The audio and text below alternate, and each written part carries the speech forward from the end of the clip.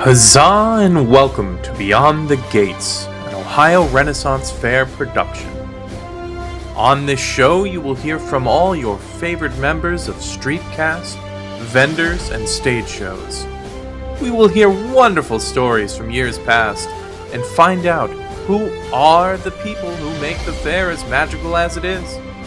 So please, join us and enjoy Beyond the Gates.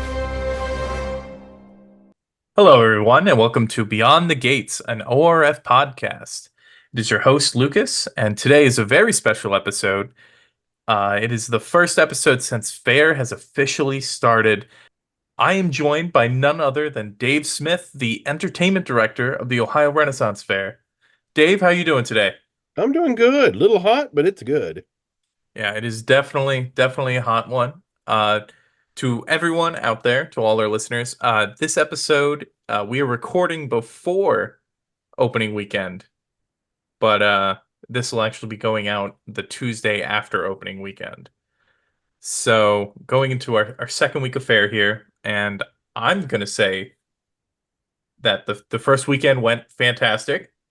And it wasn't 90 degrees as originally projected. So I'm hoping for those cool temperatures for Oh opening yes, weekend. no, we could use it. We could use it. But Dave, how long have you been a part of the Ohio Renaissance Festival? Because I know you were originally on Streetcast before you became entertainment director. Yeah, my first official year was 1998. I came out here as a patron in 96 and 97, and unfortunately lost my job in 97 because the company I worked for went out of business. So I didn't have anything to do with my weekends, stayed out here, and then the cast said I should audition in 98, and I did. So I started as a pirate and Robin Hood. I do know stories about you being Robin Hood. Charlie mentioned in the first episode about you two being Robin Hood and Little John and knocking each other into the frozen water essentially in Yeah. November Yeah, or that October. was that was an experience. That was an experience. I had never done much before, and then they said, "Hey, you want to do this?" I had a background in martial arts, so I knew how to do staff work and things like that. They're like, "Oh, Robin Hood." Actually, they had me play Little John against someone else at first, so I was the littler Little John, and but we would choreograph and write the fights, and then get knocked in on someone else's script. How long were you on Streetcast before you became entertainment director? For 10 years, actually. I was with the first directors, I was a gentleman by the name of Thomas Plott, who worked at the Maryland Renaissance Fair, hired me. And then I served actually kind of as assistant director under a gentleman named Alan Dudley, but then he was replaced. And then the new one, I just became part of Streetcast again for a while. But in 2008, I was offered the position of the entertainment director. Um, and I kind of hemmed and hawed a little bit thinking about it. Then I said, I'll do it. So I jumped in there. So 2008 you became entertainment director? Yes. Wow. Been doing it for is that 16 years? The director, yes. Yeah, the previous directors lasted only a couple years at a time. One director was up at 5 years, which was pretty amazing. Hmm. But then they changed. And this was under the old ownership with Peter Carroll. And he was notorious for moving people here and there, but for some reason I stuck around, and for him I lasted 7 years until he sold the company. How was that transition Yeah. of ownership? Well, and we had several viable offers on the table when they were having it, the transition. So there was a couple people from other Ren fairs that were interested. There were a couple local parties, and then the parties we have now. So at first it was a little nerve-wracking because we didn't know where we were going to land. And so you're kind of tentative at that point. I had been doing the position at that point for what, 6 years, 7 years. It's 2015 when the new owners purchased the festival. Um, I felt fairly comfortable at that point. The entertainment director, as I had it, was a part-time gig. So I actually had my daytime job, which I worked in the IT sector, and then did this as a part-time job. And just not knowing what was going to happen with the transition. I didn't know if I'd still have a job, really. They might have their own ideas and everything. But fortunately, the powers that be, the local gentleman bought the festival and wanted to continue and improve it. So, and actually, after some discussions and knowing what I did, I guess I should say, in the private sector, they decided to bring me on full time. No, that's awesome. Was there ever like a fear that like, well, this could be the end of the Ohio Renaissance Festival? There was a time, I think the original ownership had an exit strategy of selling off the land to maybe being housing developments and things like that.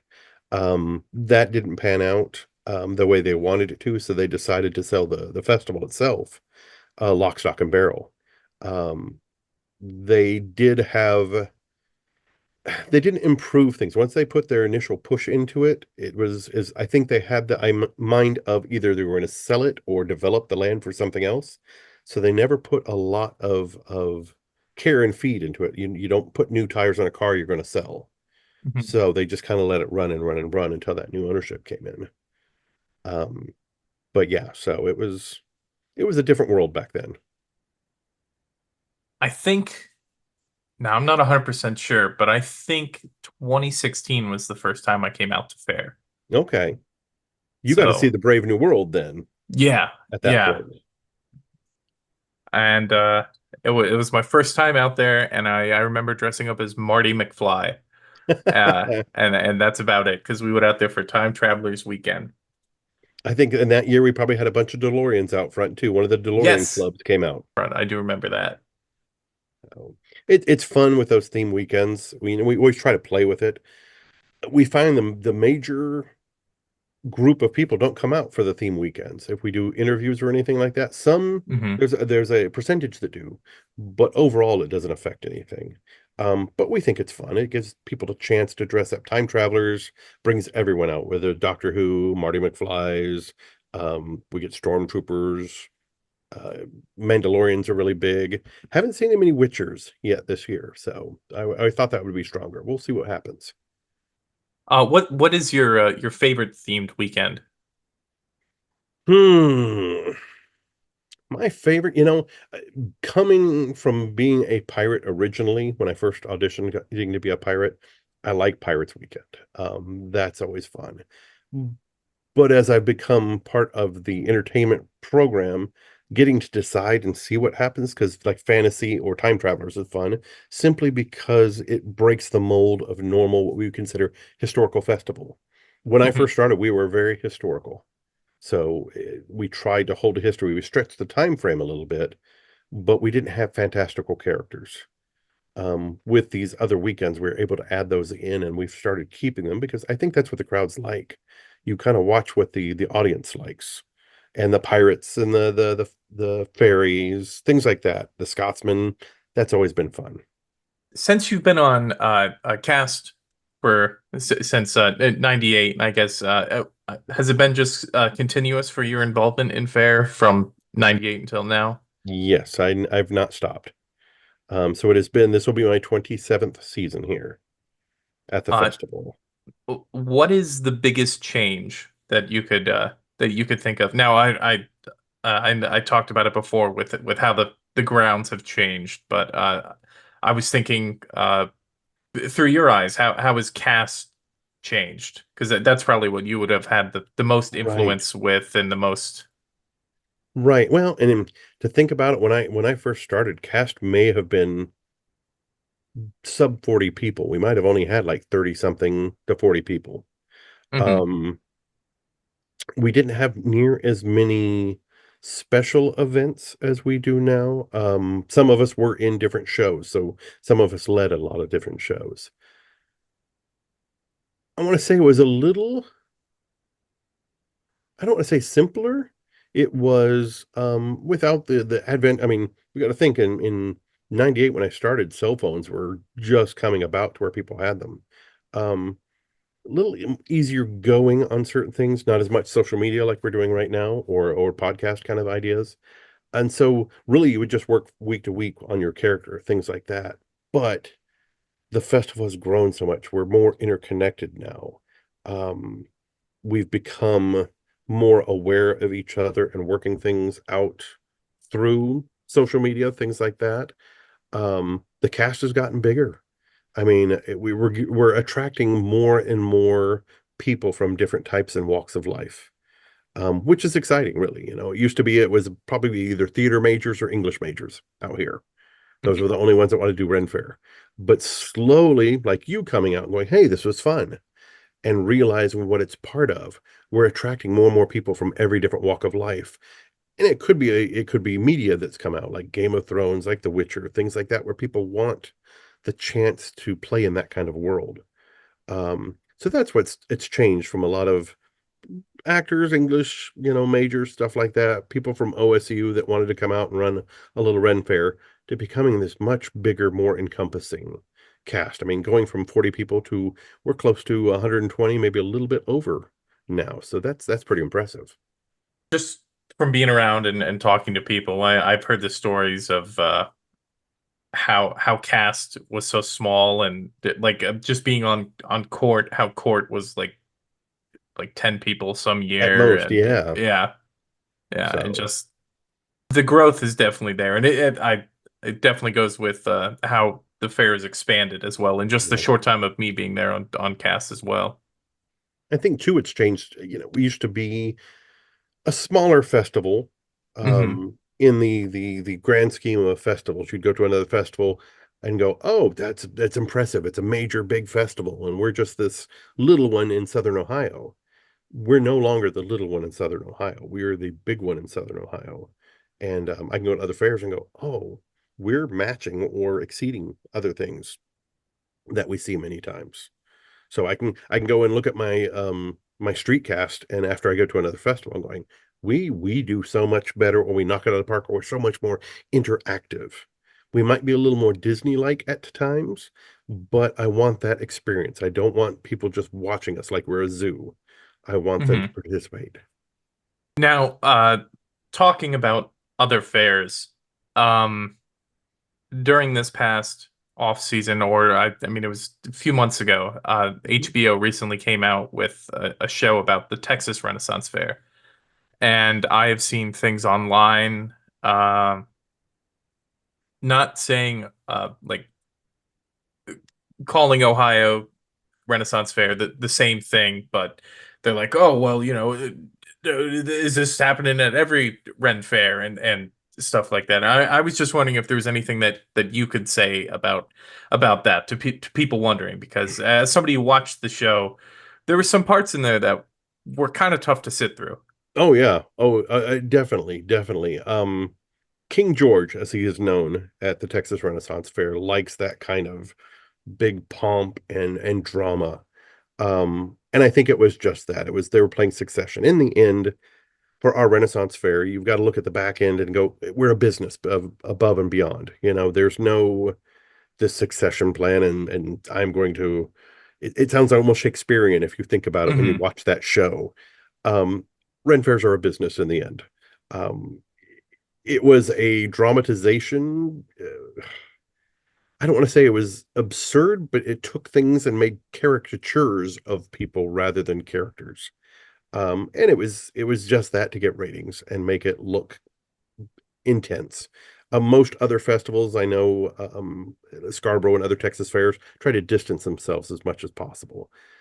It- the ownership, again, King George is his own animal, and he likes the sensationalism. For the most part, most owners are kind of like, "Hey, we're running a business. We're not going to get this involved," or some of the stuff was ticklish. Like you said, it's hard to watch, and you're kind of like, really, really, Hmm. now it feels like a lecherous old man and running the show, going. So again, it became caricature. Most other festivals, I have been to TRF, and I know many of those people. Um, but other festivals I've been to haven't been run that way either. Hmm. So they care about their people and what's happening, and it's not a little power play or anything like that, or musical chairs on who gets to run the place afterwards.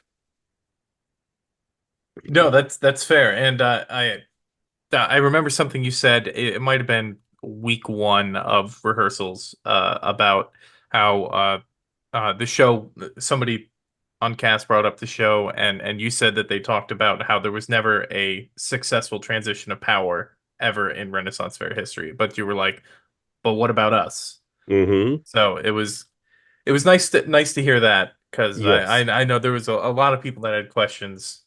And Right. Yeah, and we did. I mean, it transferred from the old ownership, Peter Carroll, to the new ownership, which is Brimstone and Fire LLC. Three gentlemen from the festival, or the Dayton area. And I'll give you a little tidbit. There's a reason I named the Three Fools Pub at Festival the Three Fools, because we have three owners. So I just kind of nice. made a joke out of them, kind of like, "Oh, you bought a Renaissance film. I'm going to call this pub Three Fools." And they laughed at it, went, "Okay." So that's why the Three Fools is the Three Fools. Um, but yeah, so the transition went very well. And the nice part is they have put a lot of TLC, tender loving care, back into the festival.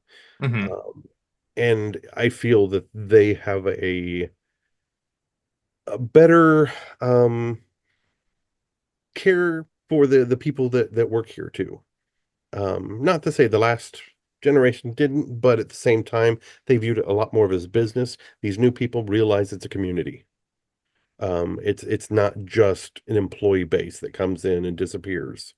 Hmm. There's a community based in it. So, I mean, we try to do so much more here and make sure like food pantries and food deliveries here for people on site, things like that. So, What does an average day look for you on an actual fair day? Because I okay. know there's sometimes where it's Dave the entertainment director, and then it's uh, your Streetcast character. And who Right. was it again that you play on Streetcast? Sir Walter Raleigh, explorer extraordinaire. So, and I do more than that. I'm also the IT director out here. So you see me running because of computer systems or any of the terminals for credit cards or anything like that go haywire. I'm running. I could be at the front gate, I could be at a food booth, I could be anywhere. But I wake up probably about 5:30 in the morning on the standard day. I get into the office probably around 6, and then I'll start processing anything, requests, emails people have given me the night before, um, things like that, getting all my things in order for the day. Um, Sometimes it's oh, I have a wedding request. Can I do this? Can I do that at festival? And I try to answer all that and do the best we can. Sometimes outed, people are like, oh, I can't make it today, things like that. Get that settled.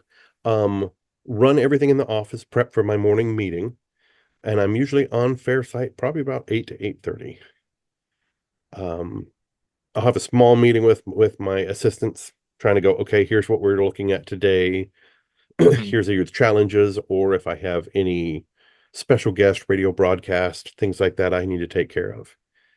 But like I said, about 8, 8:30, I drive down on site. I drop my little bin off at the front gate. I have this little portable desk, I call it. It looks like just a Rubbermaid bin with a clipboard taped to it with all my information on that.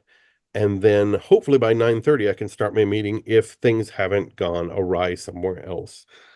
I give myself a little time, check in the cash office, make sure all of the credit card machines and the registers are working, things like that. And then at 9:30, we do our opening meeting, which you've seen that part of. Hmm. Um, Once I get through the opening meeting, I talk to the stage acts, talk to the street acts, get everyone started, and then I start the day, and then I'm back into making sure traffic flow is moving into the festival. Okay, that the cash office is moving at a good pace. I make sure that any of the credit card machines, anything like that is working. And then a lot of times it's sound issues too. So even before we start, I might be going stage to stage to make sure the sound systems are on and working.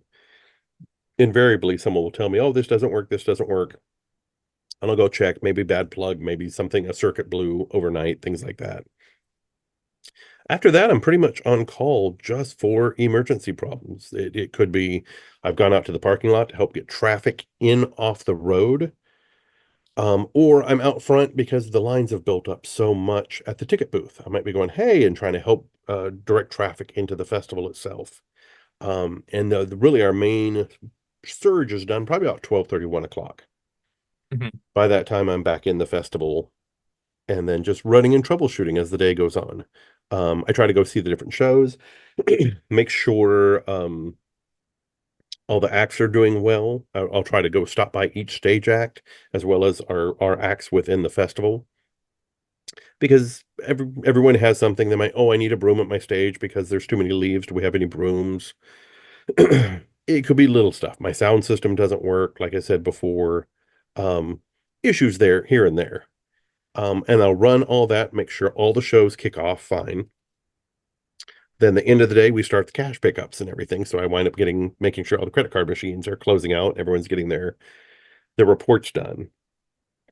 And then we end the day. Usually I'm at AKP. We go back, we do our little sing thing. Everyone leaves. Hey, great. And then I start running around making sure everything's cashed out again and checking problems. On a good night, I'm usually out by about 9 o'clock. On a Mhm. bad night, it's about midnight when I'm done. So it's it's a lot of little things. It's hard to be in character when I get called a lot.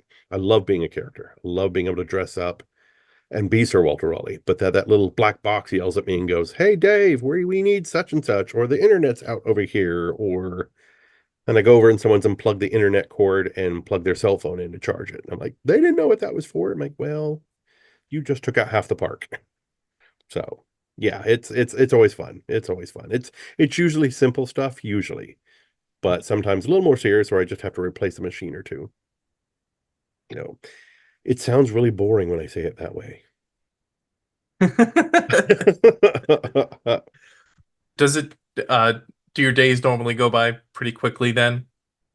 They can, yes. Yeah. And it's at the first of it, it's funny. We'll get started and it takes a little bit to get in the groove. You are just running and running and getting things done. And then probably about the fifth weekend, you're like, yeah, maybe I got this. Maybe sixth weekend, you're like, I got it down pat. We could keep going now. And you're like, well, we only got 3 weekends left. And then it hits.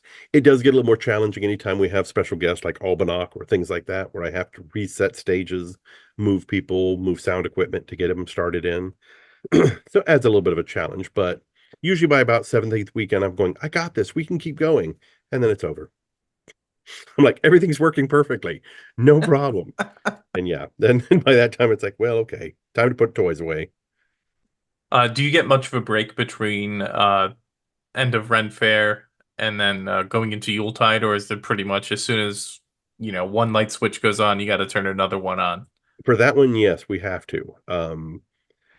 We actually start setting up probably the week before festival runs or ends to get Yule tied up because we only really have like a 3, maybe 4 weekend turnaround on that. So we're trying to get all the lights up, redistribute credit card machines, new menus I have to program in, things like that. Um, so it's a little bit of a pull, but we get it done. We get it done.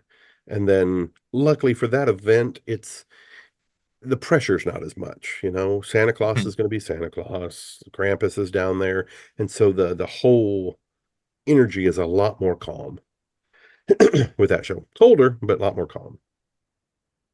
When does your off season start then? Like, when do you get to like take a second after essentially doing I don't know like a fair and a half? Right. We kind of relax in January. That's our month to kind of relax. Maybe a little bit in February, but then we're starting to plan St. Patty's Day events by Hmm. that time. Um, the ownership has a couple other businesses, or we're working with um, some of the local pubs, like the Dub Pub in Dayton and things like that, to set up off events. Hmm.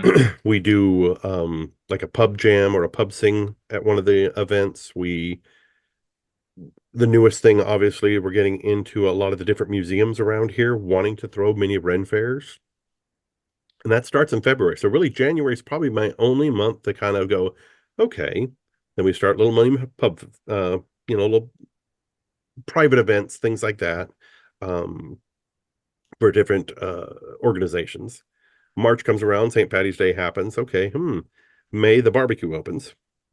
So we might have a little time to play around and try to get things set up in April. But May the barbecue opens.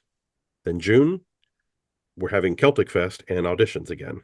And we're back in it. So it takes at least about 10 months. I have a couple months that are a little lighter, excuse me, that I can go do stuff on. But other than that, it is a little more year round than I anticipated. Back in the day, it was just a fall gig. Uh-huh. It was okay, July, August, we started up. We went through the end of October, done. It went in a box, and we didn't look at it again until probably May and June. Now it's become an all year thing.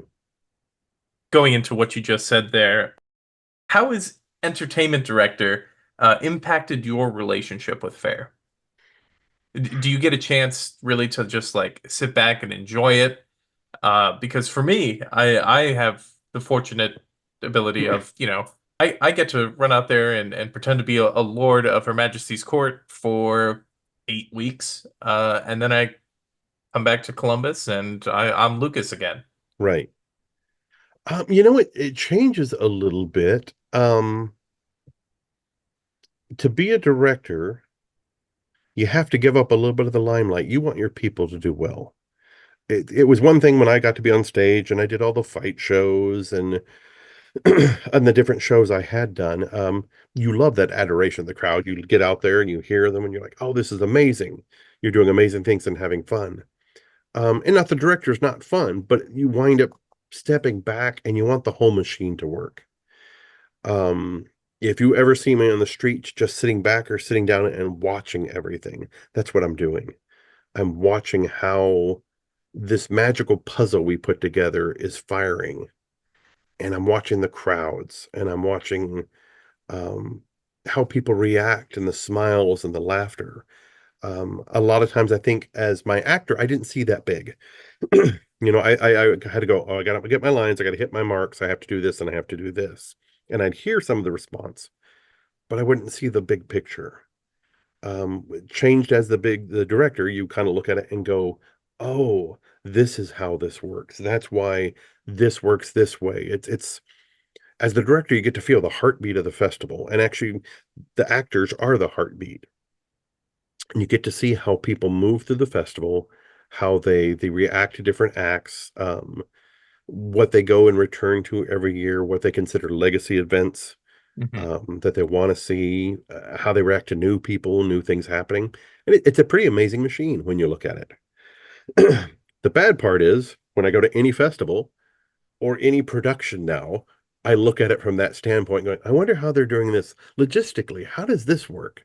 How are they getting all this from point A to point B? Oh, that was funny. And I forget to laugh sometimes. I'm like, oh, I'll sit there and watch something. And go, oh, that was funny. That was funny. Really? That's all you're going to do about it? I'm like, oh yeah, I have my director's hat on. Rather than looking at it and just letting myself have fun in the moment. I get Hmm. very analytical. No, that's fair. That's Yeah. very good answer. How excited are you for this upcoming season? Since when this comes out again, it'll be going into our second weekend. I'm really excited. I think the energy is high. We've got some fun stuff. The schedule, when I build it, I'm like, wow, I have more on my schedule than I ever have.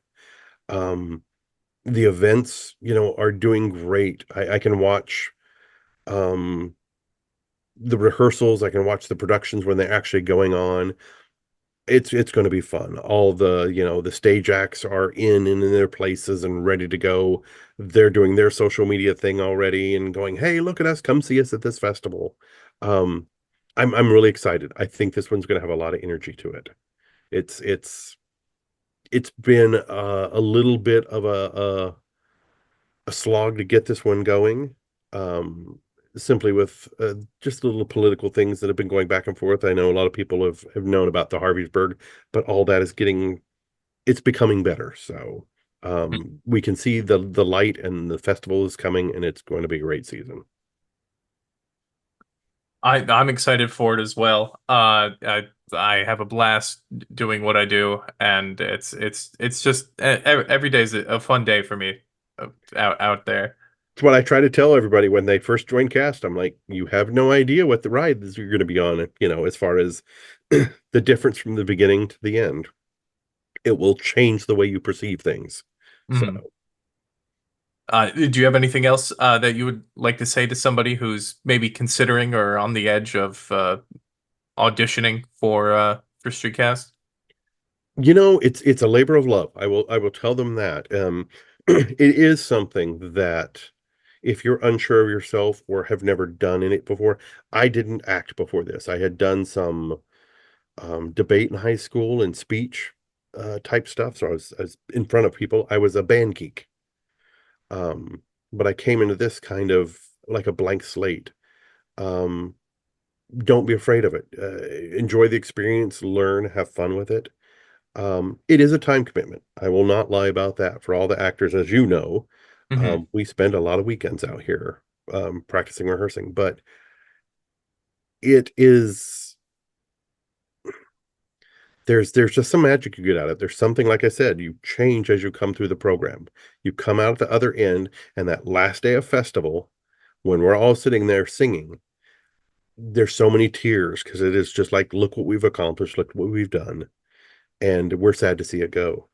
So I can tell anybody that if you've come to fair as a patron, if you become a performer out here, it's a whole different experience. So No, that's a great way to put it. Well, Dave, thank you very much for coming on, and to everyone listening, thank you very much for listening. Be sure to like, comment, and subscribe to wherever you're hearing this on, either on YouTube or Spotify. And I know I not to put words in Dave's mouth, but I know we're both very excited for everybody to come out this year. yeah, oh, it's going to be a good one. It's going to be a good one. All right. Well, huzzah! Huzzah!